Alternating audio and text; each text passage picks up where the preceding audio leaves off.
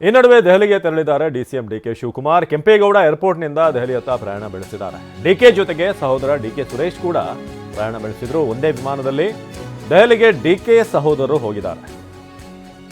ಇಷ್ಟೆಲ್ಲ ಬೆಳವಣಿಗೆ ಆಗ್ತಿರ್ಬೇಕಾದ್ರೆ ದೆಹಲಿಗೆ ಈಗ ಡಿಸಿಎಂ ಡಿಕೆ ಶಿವಕುಮಾರ್ ಹೊರಟಿರೋದು. ಕೆಂಪೇಗೌಡ ಏರ್ಪೋರ್ಟ್ನಿಂದ ದೆಹಲಿಯತ್ತ ಪ್ರಯಾಣ. ಡಿಕೆ ಜೊತೆ ಡಿಕೆ ಸುರೇಶ್ ಸಹ ದೆಹಲಿಗೆ ಪ್ರಯಾಣ ಬೆಳೆಸಿದ್ದಾರೆ. ಒಂದೇ ವಿಮಾನದಲ್ಲಿ ದೆಹಲಿಗೆ ಹೋಗಿರುವಂಥ ಡಿಕೆ ಸಹೋದರರು. ಒಂದು ಕಡೆ ಅಧಿವೇಶನ ಆಗ್ತಾ ಇದೆ ಸುವರ್ಣಸೌಧದಲ್ಲಿ ಬೆಳಗಾವಿಯಲ್ಲಿ. ಇನ್ನೊಂದು ಕಡೆ ಈ ಪಟ್ಟದ ಆಟ ಎಲ್ಲಿಗೆ ಹೋಗುತ್ತೆ ಏನು, ಜನವರಿಲಿ ಏನಾದರೂ ಹೊಸ ಕ್ರಾಂತಿ ಆಗುತ್ತಾ ಹೊಸ ವರ್ಷದಲ್ಲಿ ಸಂಕ್ರಾಂತಿ ಸಂದರ್ಭದಲ್ಲಿ ಅಂತ. ಆದರೆ ಇಕ್ಬಾಲ್ ಹುಸೇನ್ ಕೊಟ್ಟಂಥ ಸ್ಟೇಟ್ಮೆಂಟ್ಗೆ ಭಾಳ ಗರಂ ಆಗಿನೇ ಡಿ ಕೆ ಶಿವಕುಮಾರ್ ರಿಯಾಕ್ಟ್ ಮಾಡಿದ್ದಾರೆ.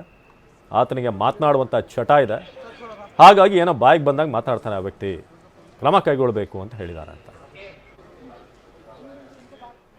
ಡಿಸೆಂಬರ್ 6ಕ್ಕೆ ಶಿವಕುಮಾರ್ ಅವರು ಸಿಎಂ ಆಗ್ತಾರೆ ಅಂತ ಹೇಳಿದ್ದಾರೆ. ಇಕ್ಬಾಲು ಮಾತು ಯಾರು ಗಣನೆಗೆ ತಗೋಬೇಡಿ, ಸೀರಿಯಸ್ ಆಗಿ ತಗೋಬೇಡಿ. ಅವ್ನು ಸುಮ್ಮನೆ ಚಟಕ್ಕೆ ಮಾತಾಡ್ತಾನೆ. ಆಸೆ ಯಾರಿಗಾರು ಇರ್ಲಿ, ಇಕ್ಬಾಲ್ ಮಾತು ಸೀರಿಯಸ್ ತಗೋಬೇಡಿ.